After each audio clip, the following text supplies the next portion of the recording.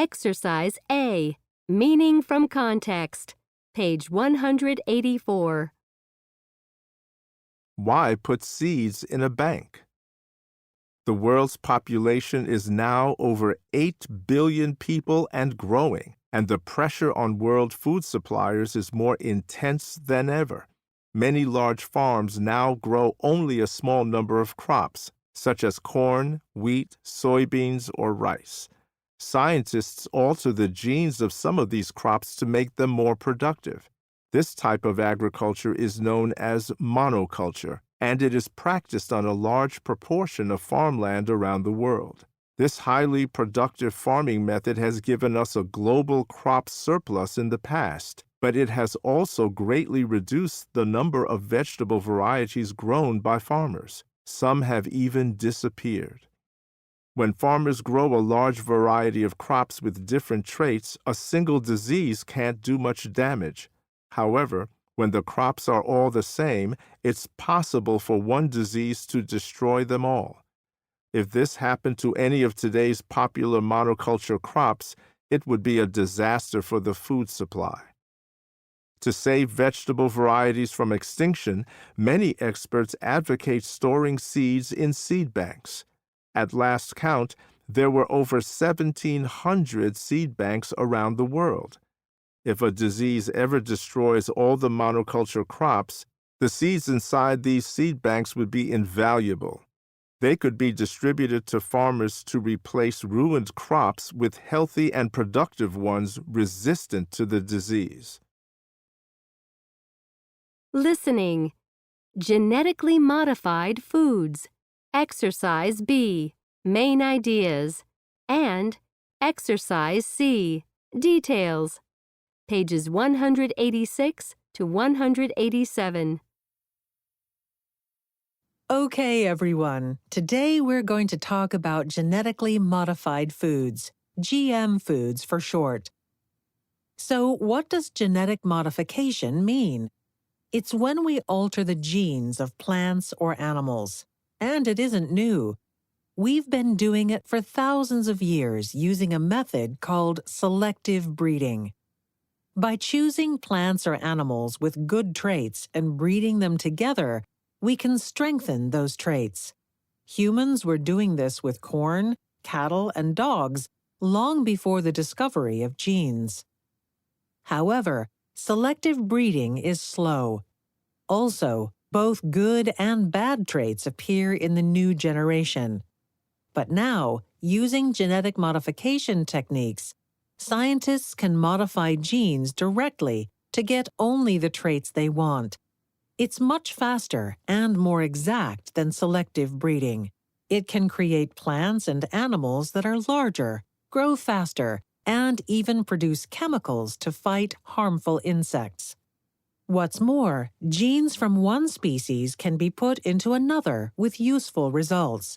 For example, inserting a rat gene into lettuce creates a variety of lettuce that produces vitamin C, and inserting a moth gene into an apple makes the fruit more resistant to disease. You can find GM foods in your local supermarket. They've been sold since the mid-1990s. Today, about 90% of the soybeans, corn, and sugar beets sold are GM varieties. Currently, there are 22 GM crops grown in 41 countries. These include favorites like apples, potatoes, eggplant, papaya, and tomatoes. These plants are more productive and resistant to insects and disease. And GM crops last longer and often taste better. But only a couple of GM food animals have been brought to market so far. One is the Aquadvantage salmon. It grows twice as fast as natural salmon. The U.S. government has said these salmon are just as safe to eat as natural salmon, and about 20 more GM animal products are waiting for the okay from the government. Still, GM foods remain controversial. Many people like to eat natural foods, and they feel GM foods aren't natural. Experts who advocate for GM foods say they're safe, but many people aren't convinced. There's also a lot of concern about future consequences. GM animals and plants could be dangerous to the environment. For example, if GM salmon escape, they could affect the natural salmon population. Another fear is that GM food companies might gain too much control over the world's food supply. Critics say they'll prioritize profits over people. Genetic modification is an issue that can cause intense emotions. Some groups have even gone so far as to destroy fields of GM crops. On the other hand, some GM varieties have had great success. One is cotton. Cotton farming in India is difficult due to an insect called the bollworm. It weakens the plants so they produce less. Fortunately, a GM variety of cotton was developed that is resistant to bollworms. It has been invaluable to cotton growers in India.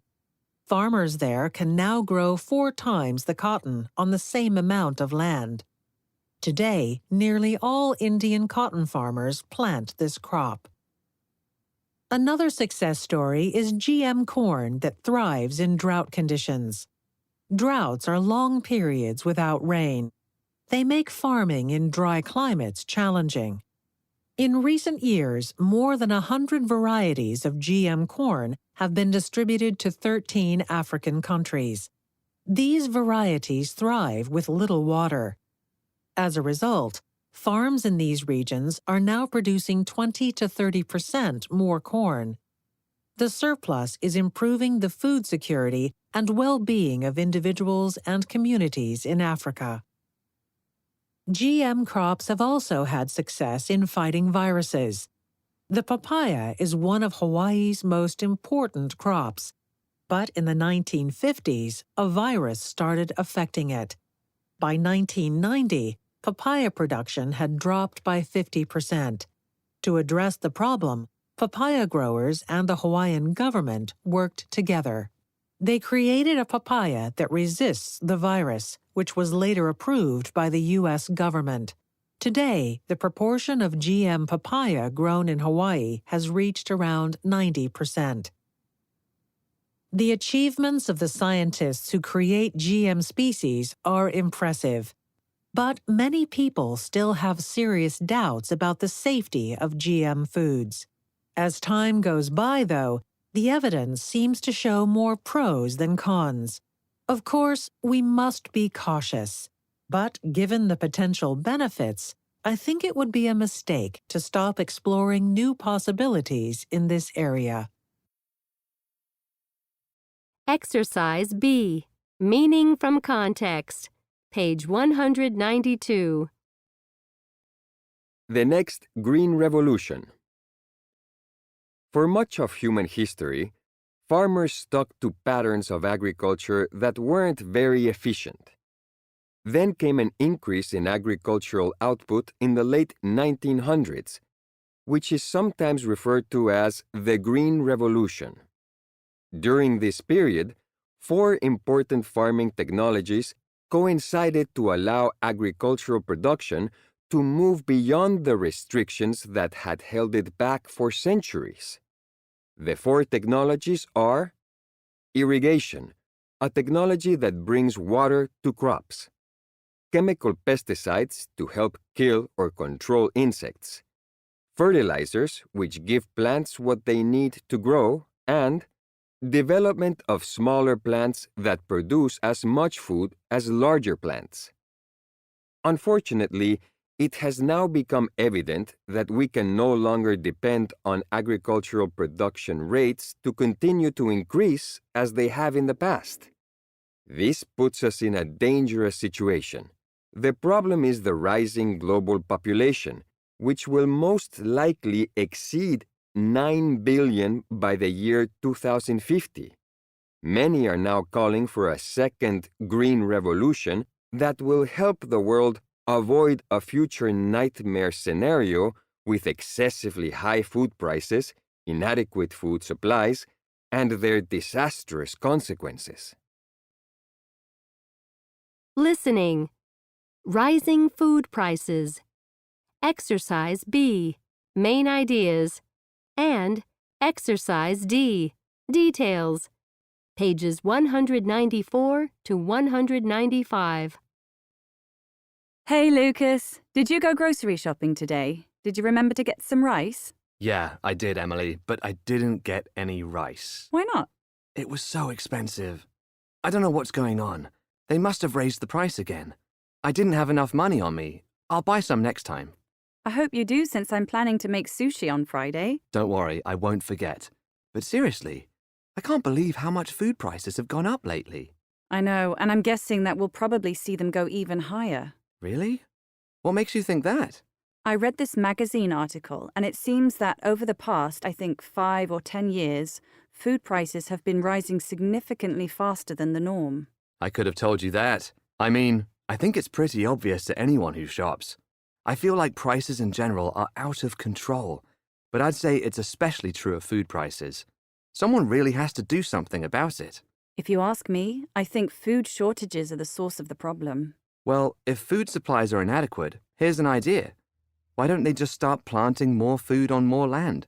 You're assuming that there's plenty of land for farming, but there isn't. According to what I read, it's become evident to scientists that over the past 40 years or so, the planet has actually been losing land that's suitable for agriculture. As much as a third of it has been lost due to pollution, lack of water, and other reasons, and there are quite a few other factors that have coincided, putting a lot of pressure on current food production. What kind of factors? So, one is the economic success of certain countries. Some of the fastest growing economies, such as India and China, have growing middle classes. Those are people with extra money to spend, and the middle class is likely to eat more expensive foods. Yeah, that's only natural. If we had more money to spend, I'm sure we'd choose more expensive things too. Like today, I would have brought home lamb for dinner. And I certainly wouldn't have had any trouble buying rice. I guess we're not middle class yet. No, not yet, I don't think. For now, I think it's best that we stick to our budget. Now, where was I? Oh, yeah. So, as I was saying, now that these new middle classes find themselves moving up in the world, and they have more financial freedom, they're choosing more expensive foods such as meat and dairy products. I don't see how that would affect the price of rice, though. And what does it have to do with the surge in the prices of other foods? Well, it says in the article that it takes about 3.2 kilograms of grain to get half a kilo of meat. So an enormous amount of grain goes to feeding cattle and dairy cows. So I guess with more people eating meat and dairy, that leaves less grain on the market for people to buy. And if there's less grain, the price goes up. That's the law of supply and demand, right? If there's a demand for something, but a low supply of it, it gets more expensive. Exactly. And since a lot of people depend on grains like rice and wheat, that kind of shortage is a significant problem. I think I read that about 42% of all the calories humans take in come from rice, wheat, and corn. Anyway, getting back to my point, if grain prices exceed what people can afford to pay, it could be a painful situation. We're going to be in trouble. Okay, so why don't they do something about it? Somebody needs to make sure people have access to food at reasonable prices, don't you think? Well, governments have done some things. For example, some governments have called for restrictions on exports. That way, more food stays in the country for their people. That makes sense. You know, I heard that some climate experts are predicting a future scenario where large areas in Africa and Asia become deserts. That could be disastrous. If the land gets too dry to grow crops on, I mean. Wow, are you kidding? That's crazy. Something needs to be done about it before it's too late. Scientists say the only answer is to increase the amount of food grown on existing farmland. How can that be accomplished, though? Well, they recommend that every country increase agricultural output. That means better water management, better fertilization, and using GM crops. Maybe you're right. I mean, what's more important than food?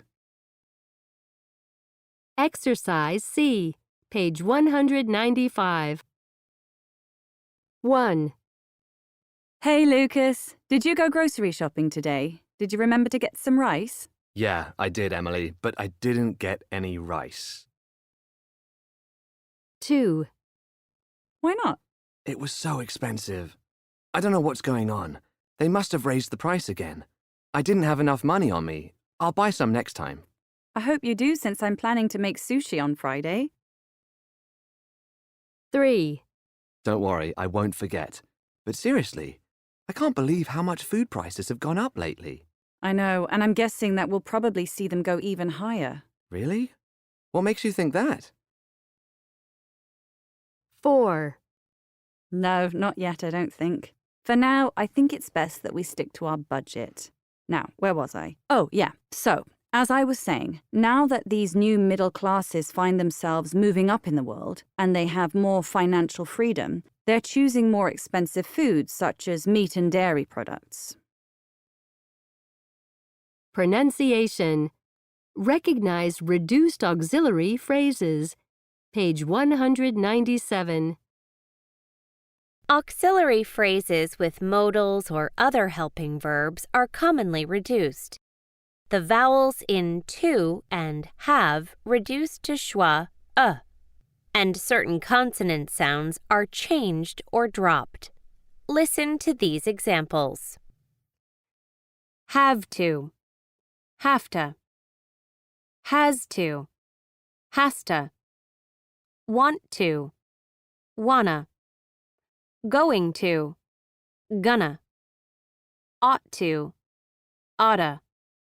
Supposed to, supposed to. Should have, should've. Would have, would've. Could have, could've. Shouldn't have, shouldn't've. Wouldn't have, wouldn't've. Couldn't have, couldn't've. Must have, must've. May have, may've. Might have, might've. Note: in casual speech, the v sound is often dropped from have. For example, should have sounds like shoulda. Exercise C. Page 197. 1. I could have told you it was going to rain. 2. They must have raised the price again. 3. I'll have to get some next time. 4. I shouldn't have told you that. 5. Someone really has to do something about it.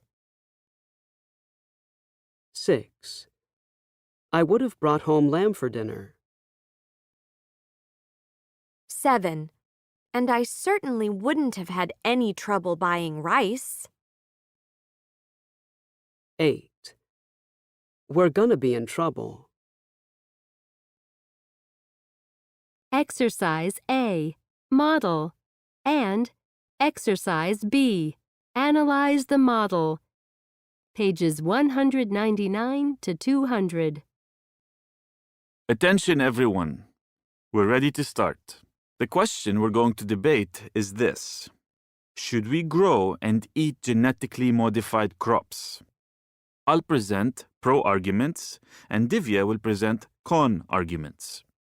I believe we should grow and eat GM crops because they're tested for safety. Scientists haven't found any evidence so far that eating GM fruits or vegetables harms people or animals in any way. While that may be true, I think most of the testing is done by GM industry scientists. That could mean they're biased. What we really need are studies by medical doctors who are not part of the GM industry. That's a good point. But still we need GM crops, especially in areas with a dry climate. These crops can help people there grow a surplus of food. I see what you're saying. However, I worry that it might give GM companies too much control over people and their food supply. After all, only GM companies can provide drought-resistant GM seeds. In addition, I believe GM crops shouldn't be grown because they might escape into the environment. If they do, they might breed with natural plants and change their genes.